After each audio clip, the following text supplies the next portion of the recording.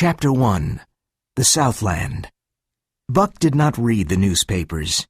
He did not know that there was trouble for every big, strong dog in California.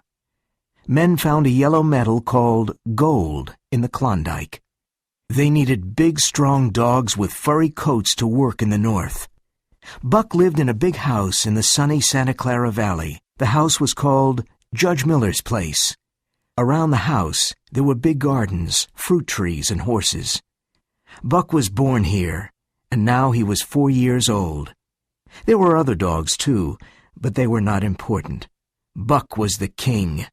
Judge Miller's place was his. He swam and hunted with the judge's sons. He walked with the judge's daughters. He carried the judge's grandsons on his back and played with them.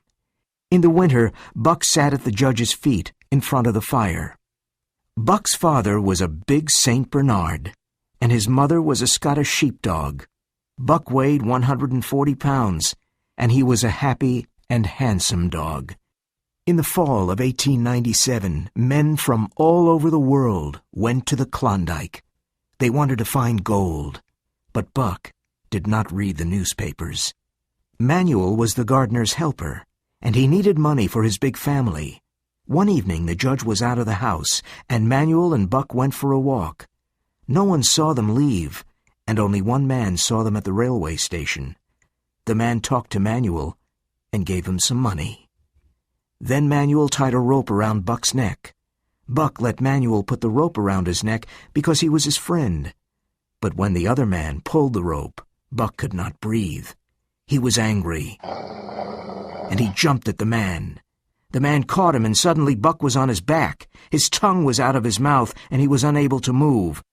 In the past, no one ever did this to him. The two men put him on the train in the baggage car. When Buck woke up, the train was moving. He was angry. The man watched him, but Buck was too quick. He bit the man's hand. That evening, the man took Buck to the back room of a saloon in San Francisco. The saloon keeper looked at his hand. Only got $50 for it, the man said. How much did the other man get? The saloon keeper asked. $100. That makes $150. That's a good price for a dog like him. Come on, help me put him into the crate. Buck tried to attack the two men, but they pulled the rope again and again. Buck suffered terribly. His neck, throat, and tongue hurt a lot. The men took off the rope and threw him into a crate. Buck spent the night in the back room of the saloon. He was very angry. He could not understand why he was there. What did these strange men want? Why was he a prisoner in a crate? Where was the judge? The next morning, 4 men took the crate to the railway station. They put it on a train that was going to the north. For 2 days and 2 nights, Buck did not eat or drink. He was confused and angry. Men on the train laughed at him. He threw himself against the crate. He growled and barked at the men. Buck was very thirsty, but he had no water. His tongue and throat were very dry. His eyes were red, and his anger grew. He was glad for one thing. The rope was off his neck. He did not want another rope around his neck. Chapter 2. The Northland. In Seattle, 4 men carried the crate to a garden with a high wall. A fat man with a red sweater looked at him. Buck threw himself against the crate. He growled and barked. The man brought a hatchet and a club. Are you going to take him out now? Asked one of the men. Sure, the man said. He hit the crate with a hatchet to open it. The 4 men ran away. They went to sit on the high wall to watch the show. Buck threw himself against the wood of the crate. He bit it and growled. He wanted to get out. The man with the hatchet opened the crate. Then he put down the hatchet and took the club. Buck was really a red-eyed devil. His hair stood up and his eyes were red with anger. He jumped straight at the man, and his mouth was ready to bite. At that moment, the man hit him with the club. He fell to the ground on his back. This was the first time he was hit with a club. He did not understand. He jumped at the man again, and again the man hit him with the club. He fell to the ground again. This time Buck knew that it was the club, but his anger was so great that he did not stop. He jumped at the man 12 times, and 12 times the club hit him. There was blood on his nose, mouth, and ears. Then the man hit him very hard on the nose. The pain was terrible. It was agony. Buck jumped at the man again, and the man threw him to the ground. Buck did not move for some time. "He knows how to teach a dog a lesson," said one of the 4 men. Then they returned to the train station. Buck slowly opened his eyes. He could not move. He watched the man in the red sweater. The fat man was reading the saloon keeper's letter and said, "Your name is Buck. Well, Buck," he said in a friendly voice, "now you know your place. Be a good dog and we'll be friends. Be a bad dog and I must use my club again. Understand?" As he spoke, he touched Buck's head. Buck was angry inside, but he did not move. When the man brought him water and meat, Buck drank and ate. He learned that a man with a club was stronger than him. He never forgot it. Life was now fiercer. Each day, other dogs came. The man in the red sweater hit many dogs. Buck understood that a dog must obey a man with a club. He was a master. One dog did not obey, and he was killed. Men often came to talk to the man in the red sweater. When they paid money, the men took one or more of the dogs. Those dogs never came back. "Where did they go?" Buck thought. He was afraid of the future. One day, a short man came to look at Buck. The man spoke bad English. "That's a strong dog. How much?" $300, said the man in the red sweater. "And it's a gift at that price." Perrault smiled. The price of dogs was high at that time. Perrault knew dogs, and he knew Buck was an excellent dog. Buck saw money pass between the 2 men. He was not surprised when he and a Newfoundland dog called Curly were taken away by the small man. He took them to a ship called the Narwhal. From the ship, he and Curly looked back at Seattle. It was the last time they saw the warm Southland. Perrault took Buck and Curly to Francois. Perrault was a French-Canadian, but Francois was half Indian and had very dark skin. Buck did not like these men, but he respected them. He learned that Perrault and Francois were calm and fair. They knew everything about dogs. There were 2 other dogs on the ship. One was a big white dog called Spitz. He seemed friendly, but he was not honest. He smiled when he tried to take Buck's food. Francois was fast and hit Spitz. From this moment, Buck began to like him. The other dog was called Dave. He was unfriendly and always wanted to be alone. Dave ate and slept and was interested in nothing. Day and night the ship sailed. Every day was the same, but Buck noticed that the weather was colder. Finally, one morning the Narwhal's engine stopped.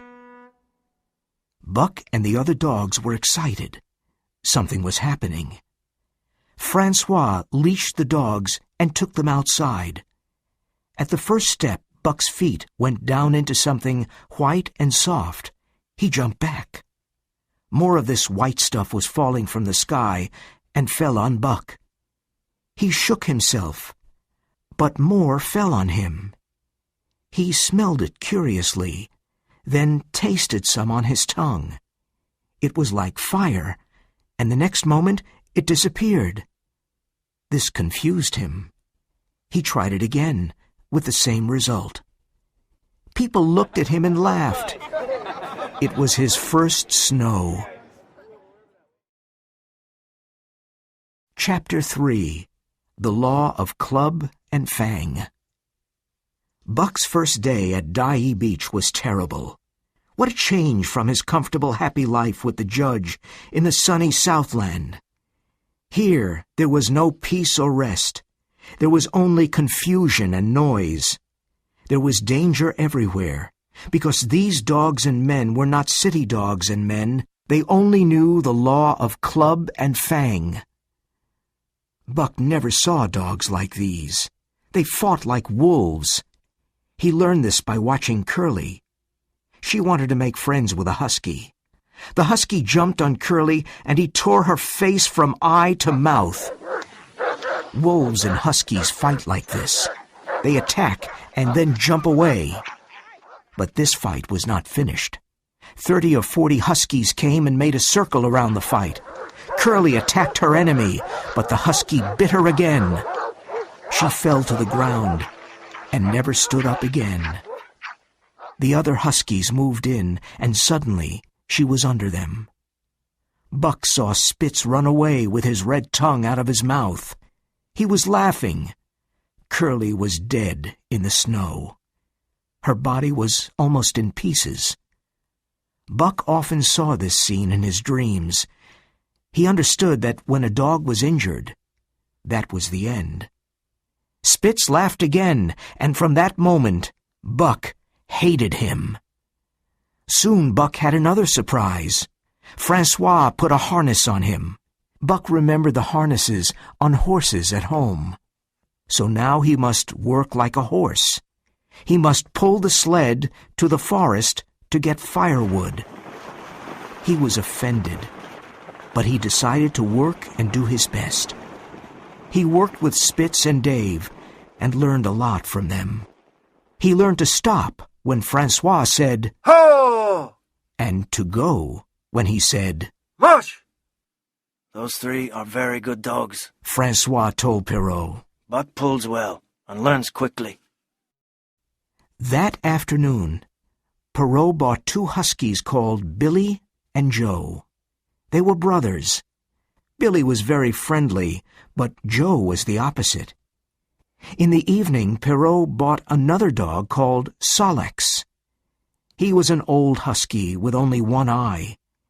He made no friends and wanted to be alone. That night, Buck had another problem. Where could he sleep? Francois and Perrault were in their tent. When Buck tried to enter, they shouted angrily at him. It was terribly cold and windy outside. He tried to sleep in the snow, but it was too cold. Buck walked sadly around the tent. He looked for the other dogs, but he could not find them. Where were they? Buck was very cold and unhappy. He did not know what to do. Suddenly, he fell into a hole. He felt something move, and then heard a friendly bark. Under the snow, in the warm hole, he saw Billy. Billy licked Buck's face with his warm, wet tongue. Another lesson. So that was how the dogs slept. Buck chose a place and made a hole. In a minute, he was warm and asleep. He slept well, but had bad dreams. The noises of the camp woke him up the next morning. What did I say? Francois shouted to Perrault. That Buck learns quickly. Perrault smiled. He was a courier for the Canadian government. He transported important documents, and he needed the best dogs. He bought 3 dogs that morning. Now there were 9 dogs in a harness, and they were going up the Dyea Canyon. The work was hard, but Buck liked it. He was surprised that Dave and Solex were not bored now. Pulling in a harness was their job, and they were happy. All the dogs were alert and active. Billy was the sled dog. He was nearest to the sled. Dave was in front of him. Then there was Buck. In front of them were the other dogs. Spitz was the leader in front. Dave and Sol-leks were Buck's teachers. When Buck pulled the wrong way, Dave always bit his leg lightly. Buck learned quickly. It was a hard journey up the canyon, through sheep camp, and into the mountains. That night, they camped at Lake Bennett. Thousands of gold miners were there. Buck made his hole in the snow and slept well. Very early the next morning, Buck and his team started pulling the sled again. That day, they traveled 40 miles on a good trail. But the next day, there was no trail. The dogs worked harder, and they traveled slowly. Perrault usually went in front of the dogs. With his snowshoes, he made the snow flat. Francois guided the sled from behind. Perrault was in a hurry. He knew all about ice, and this was very important. In the fall, the ice was very thin. Day after day, Buck worked hard and pulled the sled. The dogs started before it was light and stopped in the evening after dark. They ate a piece of fish and went to sleep. Buck was always hungry. Every day he ate 1.5 pounds of fish, but it was never enough. One day he saw another dog called Pike steal meat from Perrault. Buck did the same the next day, and no one saw him. Buck was learning to live in the hostile Northland. In the Southland, he never stole, but he was never hungry. In the Southland, there was the law of love and friendship. The man with the red sweater taught him the law of club and fang. He learned to eat all kinds of food. He learned to fight and became very clever. He became stronger and more primitive. The natural forces inside of him became alive. It was easy for Buck to fight like a wolf because it was in his blood. At night, he looked at a star and howled. Like his ancestors did long ago, Buck was following his instinct. Chapter 4. The Attack. The primitive spirit of his ancestors was strong in Buck, and under the harsh conditions of his new life, this spirit grew.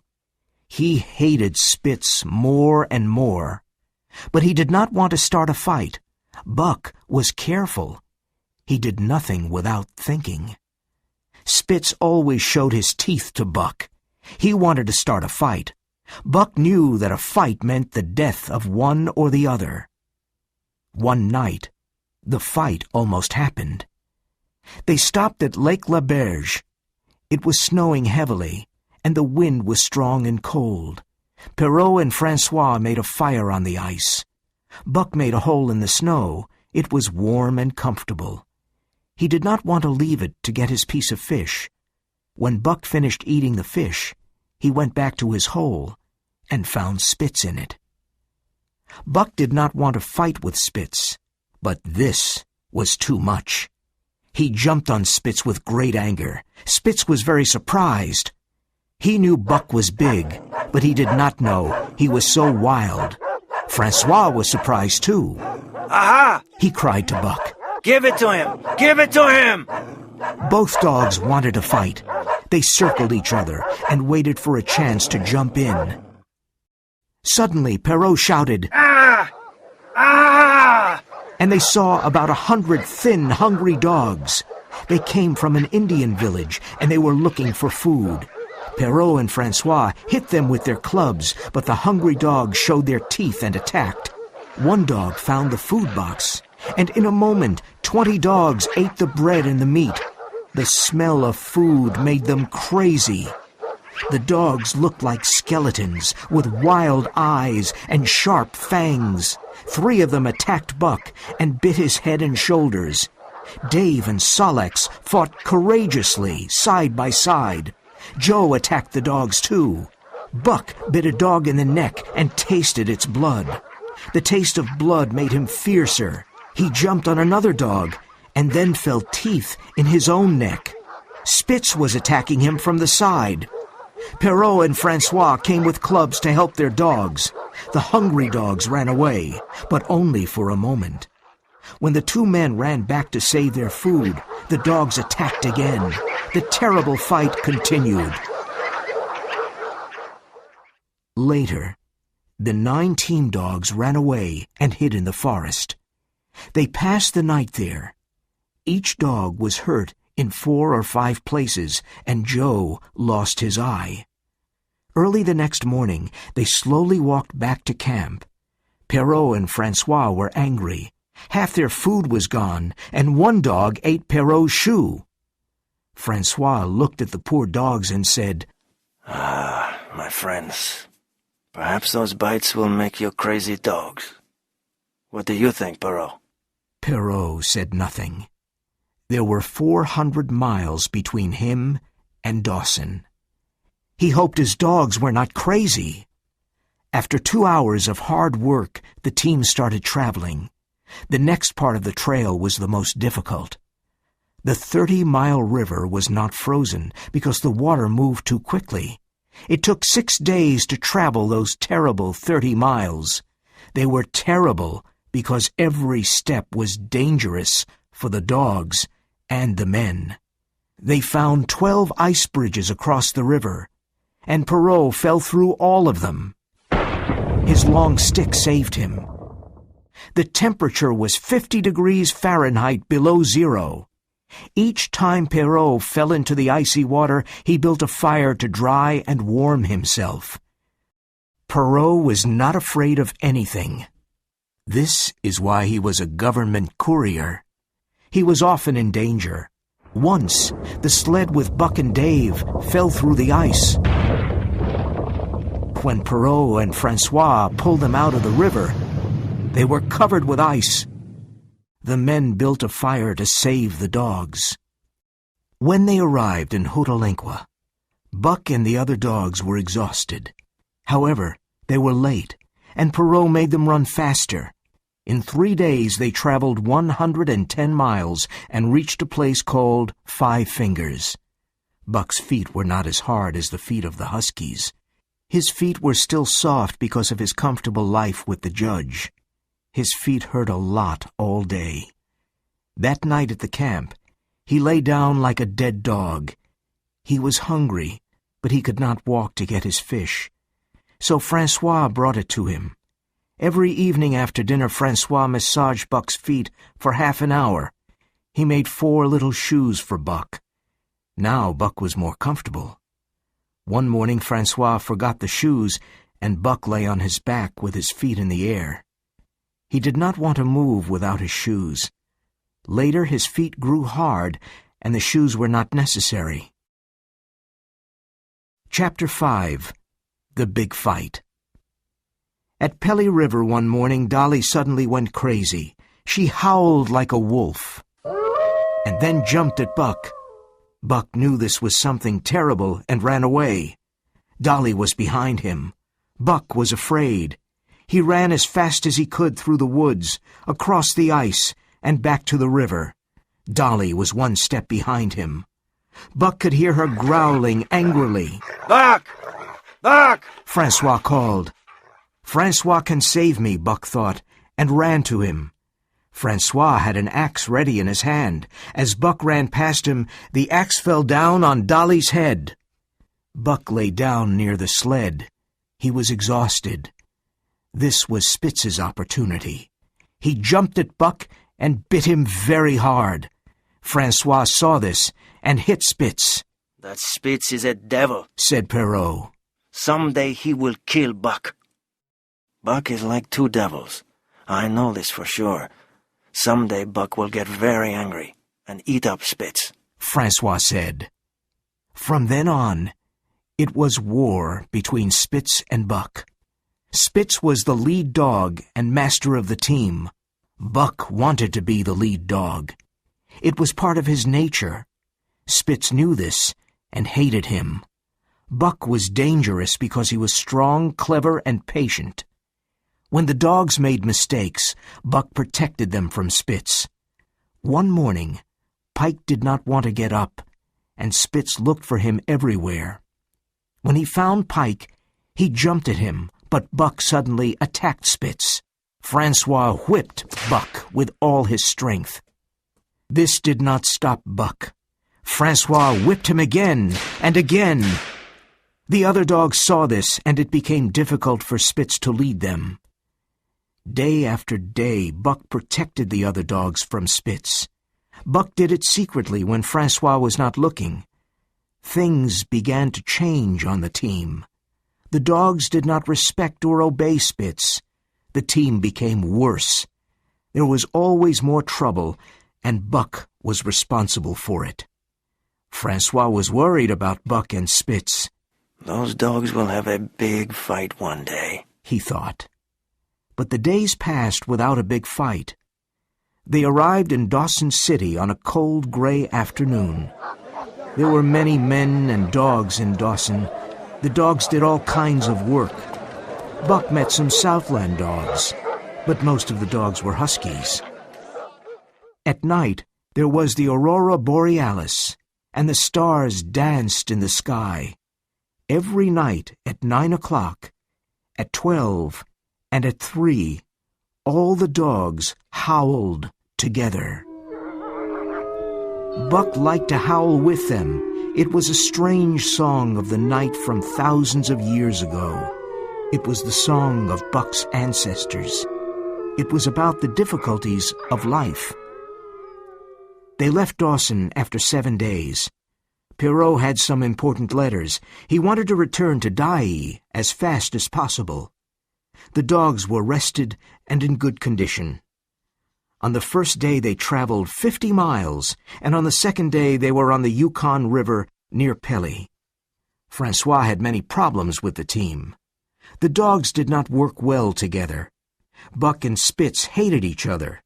The other dogs did not respect Spitz. They were not afraid of him anymore. Francois often stopped the sled because the dogs were fighting. Francois knew that Buck caused the trouble. But Buck was very clever, and Francois never saw him. Buck worked hard, and he loved pulling the sled. One night after dinner, Dub found a snow rabbit. In a moment, all the dogs were running after it. Nearby, there was a camp of the Northwest Police with 50 dogs. The 50 dogs started running after the rabbit, too. The rabbit ran quickly on the soft snow, but it was more difficult for the dogs. Buck led the pack of 60 dogs, and he was very happy. He was hunting his food, and he felt alive. His splendid body moved forward in the white moonlight. In the end, Spitz caught the rabbit. He broke its back with his teeth and threw it in the air. Buck attacked Spitz. The dogs fell in the snow. Spitz bit Buck twice and then jumped away. He watched Buck carefully. Buck knew this was the big fight. Either he or Spitz must die. Their ears went back, and they growled angrily. They watched each other carefully, and they circled slowly. The night was silent, and everything was white in the moonlight. The other dogs ate the rabbit, and then turned to watch the fight. Spitz was a great fighter, and he was intelligent. Buck tried to bite his throat, but Spitz always defended himself. Every time Buck attacked, Spitz moved away and bit him on the side. Soon Buck was covered with blood. The fight was desperate. But Buck had a good imagination. He fought with his instinct, but also with his head. Buck attacked again. But at the last minute, he went under Spitz and bit his left leg. The bone broke, and Spitz stood on 3 legs. Buck attacked 3 more times and then broke his right leg. There was no hope for Spitz now. The silent circle of dogs moved closer to Spitz. They waited for the end. Then Buck attacked again. Spitz fell down on the snow. He disappeared under the circle of the other dogs. Buck stood and watched. He was the champion. Chapter 6. The New Lead Dog. The next morning, Francois could not find Spitz, and he saw Buck covered with blood. "What did I say? Buck is a great fighter," said Francois. Perrault looked at the wounds on Buck's body and said, "That Spitz fought like a devil, and Buck fought like two devils." Francois said, "Now we can travel faster. No more Spitz, no more trouble." Francois started to harness the dogs. Buck walked to Spitz's old position, but Francois put Solex in the lead position. Buck jumped angrily at Solex. "Eh!" Francois cried. "Look at that Buck. He killed Spitz, and now he wants his place. Go away, Buck." But Buck did not move. Solex was not happy. He was afraid of Buck. When Francois turned his back, Buck pushed Solex away. Francois was angry. "Now I'll show you." He went to get a heavy club. Buck remembered the man in the red sweater and moved away. "Come here, Buck," said Francois. Buck did not obey. He wanted to be the lead dog because he won the fight with Spitz. The two men tried to put on the harness, but he always moved away. "Come here, Buck," Perrault said, but Buck did not move. It was late. Francois put Solex in his old place. Perrault looked at his watch, and he was angry. "Put down the club, Francois." Francois put down the club, and Buck came to the front of the team. Francois put on the harness, and the sled started moving. Buck was an excellent lead dog. He moved and thought quickly. The other dogs worked harder with Buck. The team traveled faster and faster. "Buck is the best dog, the very best," Francois said. It was 45 degrees Fahrenheit below zero. Some days the dogs traveled 60 miles or more. After 14 days, they reached Skagway. The dog team was the center of attention. Then the two men received orders from the Canadian government. Francois put his arms around Buck and cried. Then the two men left, and Buck did not see them again. Another man took Buck and his team back to Dawson.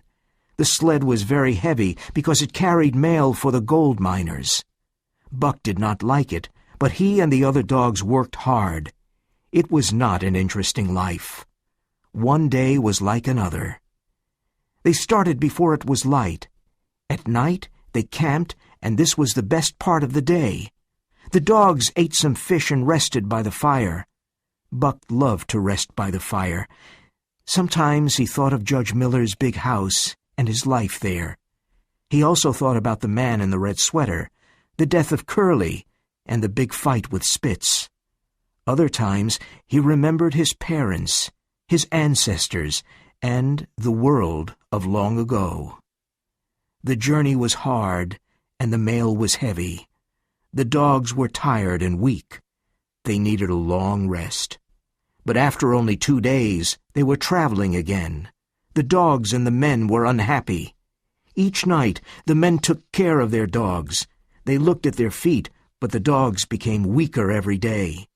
Billy cried in his sleep and was very unfriendly. Dave was tired and ill. Something was wrong with him. When they stopped in the evening, he lay down and did not stand up until morning. The men were worried about Dave. They did not understand his illness. One day, Dave could not pull the sled any more. He cried sadly when Solex took his place. The next morning, Dave could not move. The driver took his pistol and walked away. The dogs heard a shot. The man came back quickly, and the sled moved again. Buck and the other dogs knew what happened to Dave. 30 days after leaving Dawson City, the team arrived in Skagway. The dogs were exhausted and thin. They needed a long rest. The men needed new, strong dogs to pull the sled. They sold the old, tired dogs. 2 American men called Hal and Charles bought Buck and his team. They bought other dogs, too. Charles was 40 years old, and Hal was a young man. Charles's wife, Mercedes, was also with them.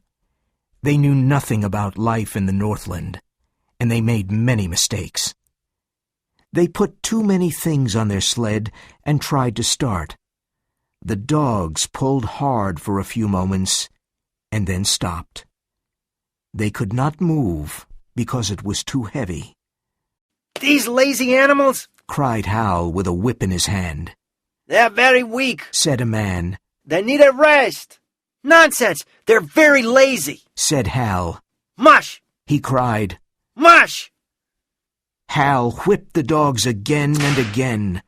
Another man said, I don't care about you, but I care about the dogs. Break the ice around the sled, and then the dogs can pull. Hal broke the ice, and the sled moved forward. The unhappy team moved on. Day after day, Hal whipped the poor dogs. He gave them little food to eat. They were very tired and very hungry. They looked like skeletons. Dub hurt himself and was shot. Billy and some other dogs died. Soon we will all die, Buck thought. Chapter 7. For the Love of a Man. Only 5 dogs reached John Thornton's camp: Joe, Pike, Sol-leks, Teek, and Buck. They fell on the ground and could not move. They were almost dead.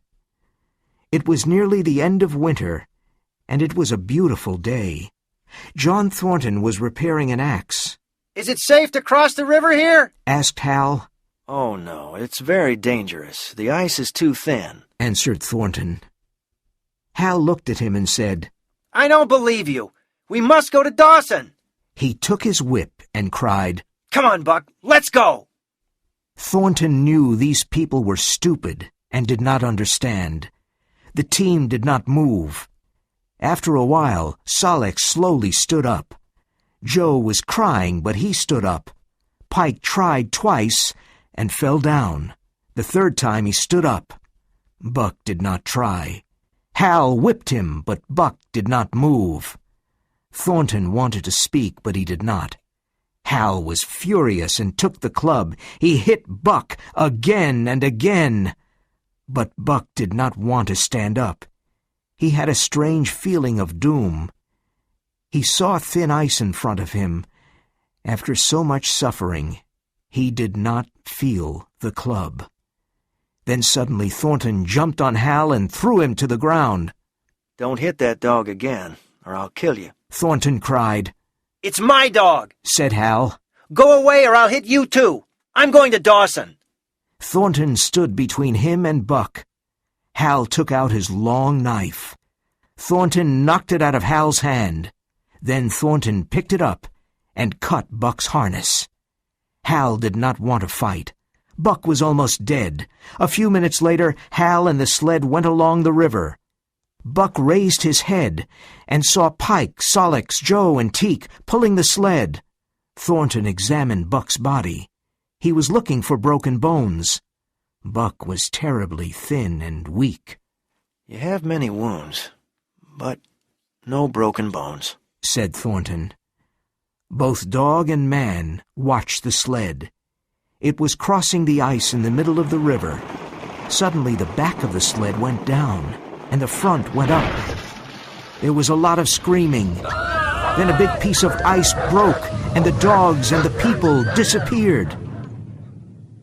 John Thornton and Buck looked at each other. You poor dog, Said Thornton, and Buck licked his hand. John Thornton was ill all winter. His friends left him at White River while they went to Dawson. Thornton had a lot of food, and he was comfortable. Now it was spring, and he was better. During the warm spring days, he and Buck sat by the river. Buck watched the water and listened to the birds. He needed the long rest. Slowly he became stronger and fatter. John Thornton had 2 other dogs. Skeet was a small dog, and she made friends with Buck. When Buck was ill, she took care of him. She washed his cuts with her tongue. Nig was a big friendly dog. His eyes laughed. When Buck became stronger, the three dogs played together. Thornton sometimes played with them. The days passed happily. For the first time, Buck learned to love. He and Judge Miller were very good friends, but Buck did not love him.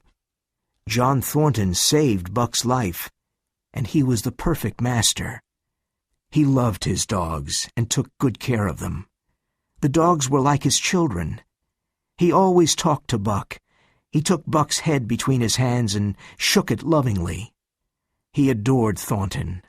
When Thornton touched him or spoke to him, he was wild with happiness. He sat near Thornton and looked at his face for hours. At first, Buck followed Thornton everywhere. He did not want Thornton to leave like Francois and Perrault.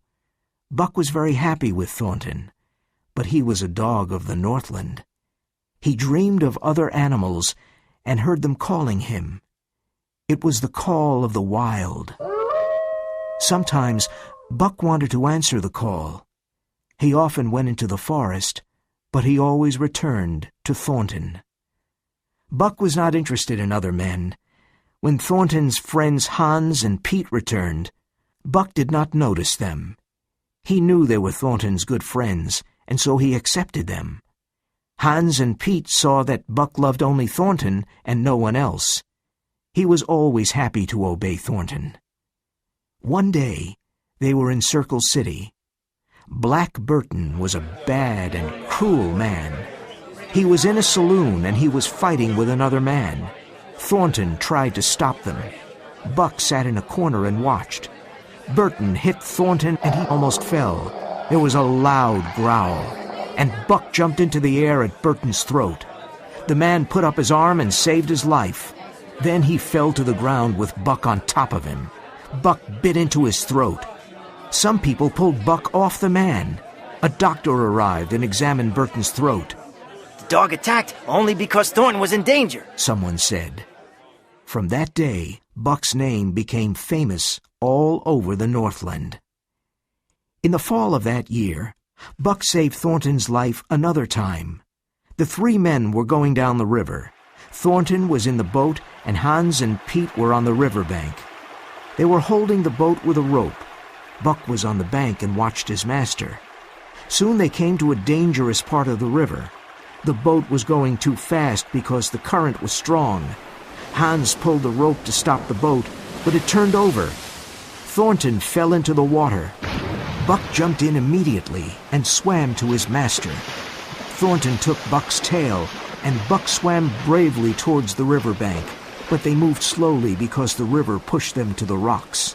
"We can't get to the riverbank because the current is too strong," said Thornton.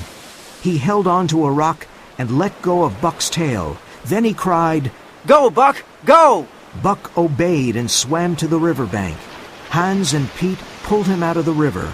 "We must work fast to save Thornton. He's in great danger," said Pete. They tied a rope around Buck, and he jumped into the river again. The river carried him past Thornton, but he finally reached him. Thornton held on to Buck, and Hans and Pete pulled the rope very hard. Thornton and Buck disappeared under the water. When Hans and Pete pulled them out, they both seemed dead, but they slowly opened their eyes. Thornton examined Buck's body and found 3 broken bones. "We must camp here until Buck is better," said Thornton. Chapter 8. The Winner. At Dawson that winter, Buck did something that made him very famous in the Northland. Thornton, Hans, and Pete wanted to go to the east to look for gold, but they needed money. One day, they were at the El Dorado saloon. "My dog can pull a sled with 500 pounds on it," said one man. Well, my dog can pull 600 pounds, said another man. "Really? Well, my dog can pull 700 pounds, said a third man called Matthewson. "That's nothing," said Thornton. "Buck can pull 1,000 pounds." "Can he move the sled when it's frozen to the ice and then pull it 100 yards? asked Matthewson. "Yes, he can," said Thornton. "Well," said Matthewson. "I've got $1,000 here, and I say he can't." He took a bag of gold and put it on the table. Nobody spoke. Thornton thought, I know Buck is strong, but is he really so strong? The men at the saloon looked at him silently and waited. Thornton did not have $1,000, and his friends did not either. I've got a sled outside with 1,000 pounds on it, Mathewson said. Do you want to try? Thornton did not know what to say. He looked at all the men. Then he saw his old friend, Jim O'Brien. Can you lend me $1,000, Jim? Thornton said softly. Sure, said O'Brien.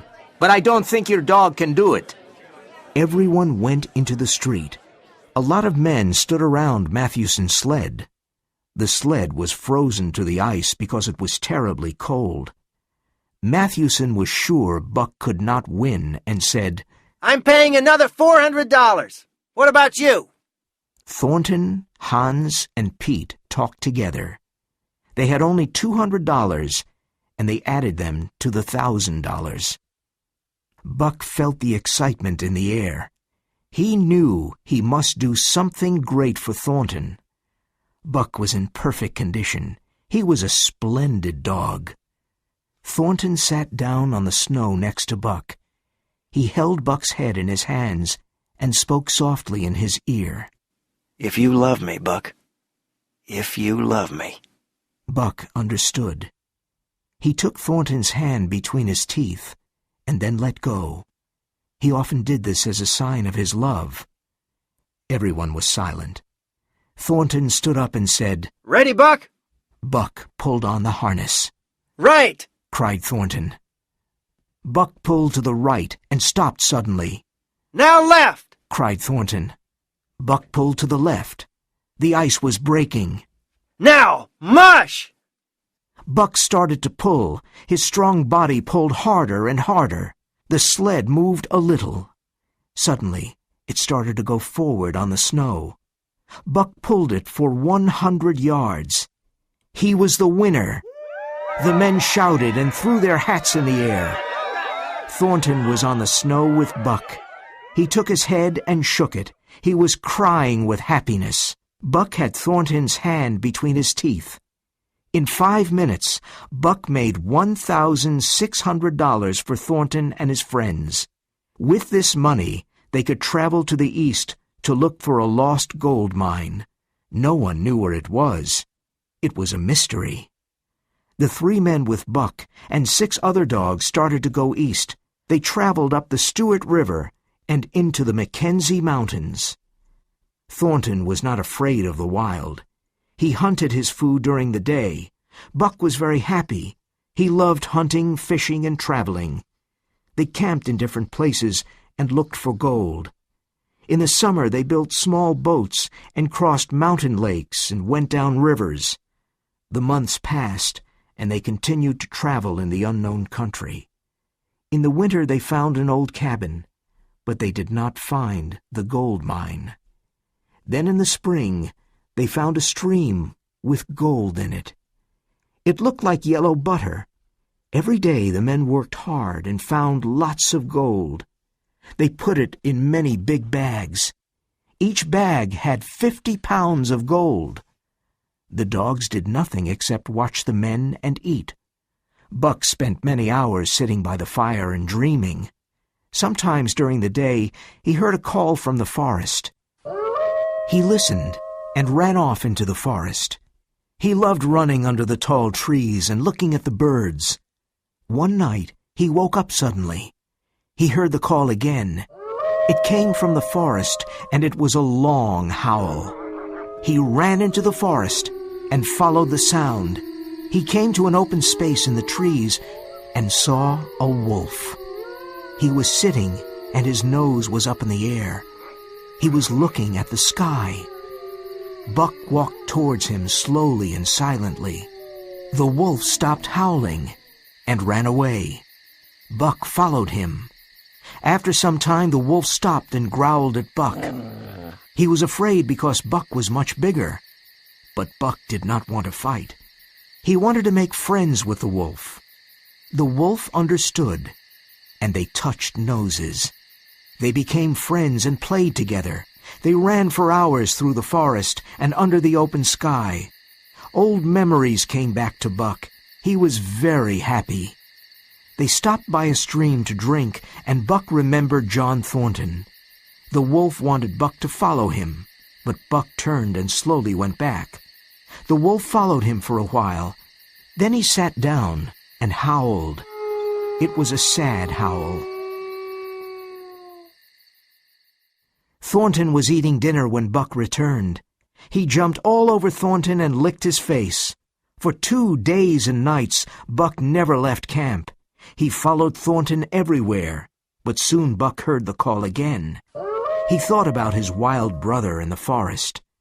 Buck began to sleep out at night. He stayed away from camp for 3 or 4 days. Once he stayed away for a week. He looked for his wild brother, but could not find him. He fished in the streams and killed animals for food. Every part of his body was alive and healthy. He was stronger and faster than other dogs. There was so much energy in Buck.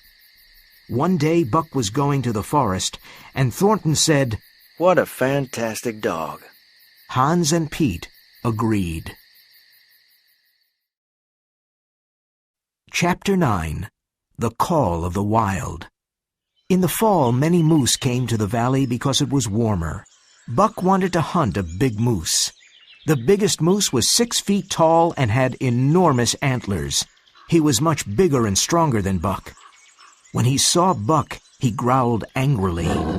Buck followed the moose for many hours. He was clever and thought, I must separate him from his group. It was not easy. But by evening, the moose was away from his group. Buck started to attack him. Wild animals are patient. They do not hurry. They wait for the right moment, and then they attack. Buck knew how to wait.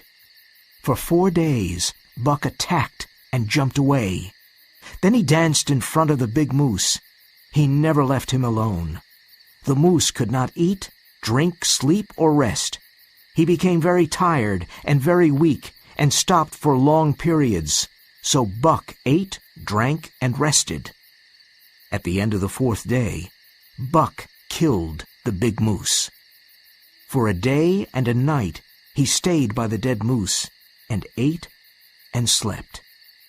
When he was rested and strong, he decided to return to John Thornton.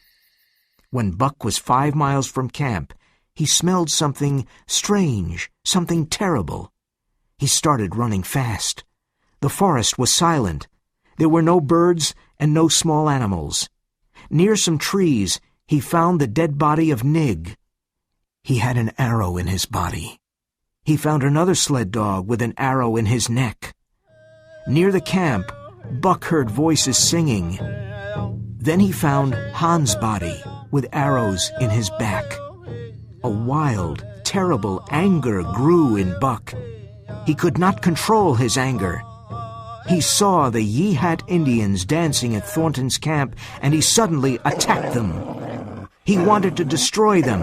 Buck was faster than the wind. He jumped at the Indians with all his strength and anger. He cut the throat of 2 Indians with his sharp teeth. Nothing could stop him, and he killed many Yeehats. He was like a devil. The Indians escaped into the forest, but Buck followed them. When Buck returned to the camp, he found Pete's body. He followed Thornton's smell to a pool. Buck knew Thornton's body was in the pool. He stayed by the pool all day. He knew John Thornton was dead. Now, he was very sad and alone. When he looked at the dead Yeehats, he was proud of himself. That night there was a full moon. Buck heard the sounds of the forest. They became louder. It was the call of the wild, and he was ready to obey. John Thornton was dead. He was completely free. A wolf pack entered Buck's valley. He watched them silently. They were afraid because Buck was so big. Then one wolf jumped at Buck, and he attacked and broke the wolf's neck. 3 other wolves jumped at him, but he attacked them. Finally, all the wolf pack attacked Buck. He jumped at them with his great strength and intelligence. They could not stop him. After half an hour, the pack went away. They were very tired. One wolf was friendly and went close to Buck. Buck remembered him. It was his wild brother. They touched noses. Other wolves came to make friends. An old wolf sat down, looked at the moon, and howled. The others sat down and howled too. Buck did the same. Soon the wolves were all around Buck and smelled him. Then they ran into the forest, and Buck ran with them. His wild brother ran by his side. Perhaps this is the end of Buck's story. But after a few years, the Yehat Indians saw that some wolves had brown in their gray coats. They also saw a ghost dog at the front of the wolf pack. When the Yehats follow the moose, they do not enter a certain valley.